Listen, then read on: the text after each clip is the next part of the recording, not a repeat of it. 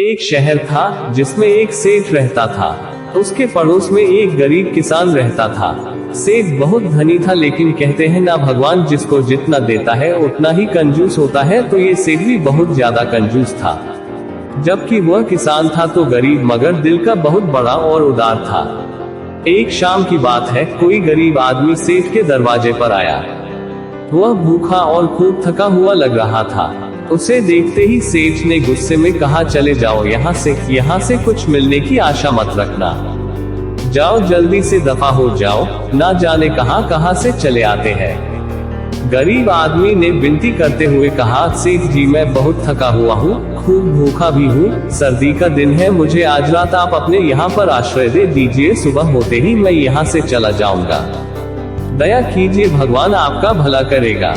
सेठ ने उसकी बातें सुनी पर गुस्से में बिलबिलाते हुए कहा, क्या ये धर्मशाला दिखती है तुम्हें? जाओ यहाँ से चले जाओ, नहीं तो नौकर को बुलाकर तुम्हें बाहर फेंकवा दूंगा। गरीब आदमी अपना और ज्यादा अपमान सहन नहीं कर सका और वहां से चला गया। वहां से निकलकर उस गरीब किसान के घर पहुंचा। किसान ने गरीब आदमी को आश्रय दिया, उसे घर में बिठाकर प्रेम से भोजन भी करवाया और उसके साथ बातें की। इतना ही नहीं, एक कमरे में खाट पर गोधरी बिछा दी। गरीब आदमी शांतिपूर्वक सो गया। दूसरे दिन सुबह होते ही गरीब आदमी जागा और जाते जाते दिव्य स्वरूप धारण कर उसने किसान से कहा, मैं गरीब आदमी बनकर तेरी परीक्षा लेने आया था। मैं तेरी सेवा भक्ति से बहुत प्रसन्न हुआ हूँ। कोई वरदान मांग लो मुझसे, मैं तुम्हारी इच्छा पूरी करूंगा। किसान के आंखों में खुशी के आंसू आ गए। वह भगवान के चरणों में गिरकर कहने लगा, भगवान मेरी कोई इच्छा नहीं है, सेवा भक्ति में मेरी श्रद्धा बनी रहे, बस यही आशीर्वाद चाहिए। भगवान बोले, तथास्तु। ये कहकर भगवान अदृश्य हो गए। तभी एक अद्भुत घटना घटी। किसान के घर के स्थान पर एक सुंदर हवेली बन गई। जहाँ किसान का पुराना बाड़ा था वह एक सुंदर बागीचा बन गया।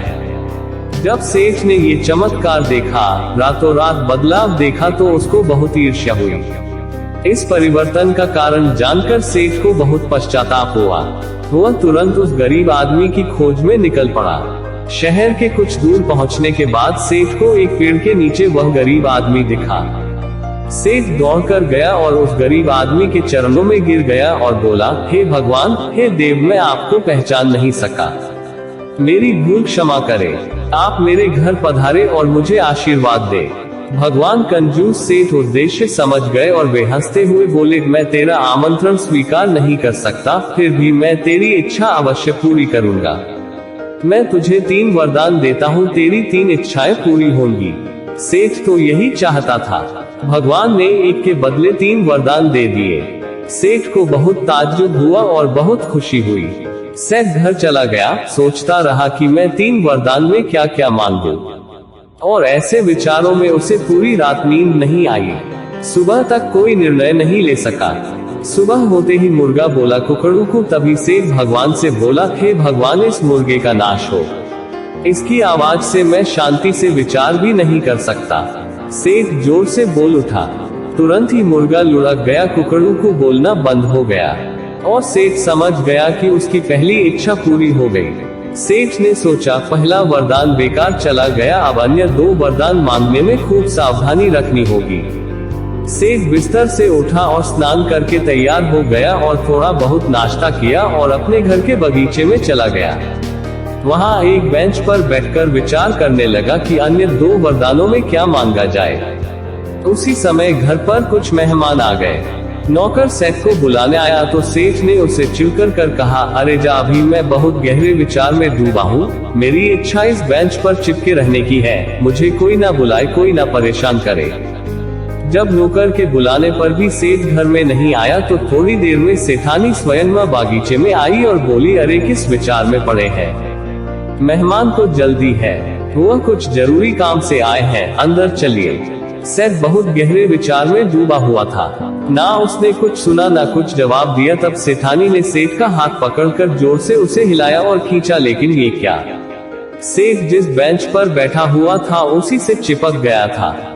सेठ को बहुत आश्चर्य हुआ और वह तुरंत समझ गया।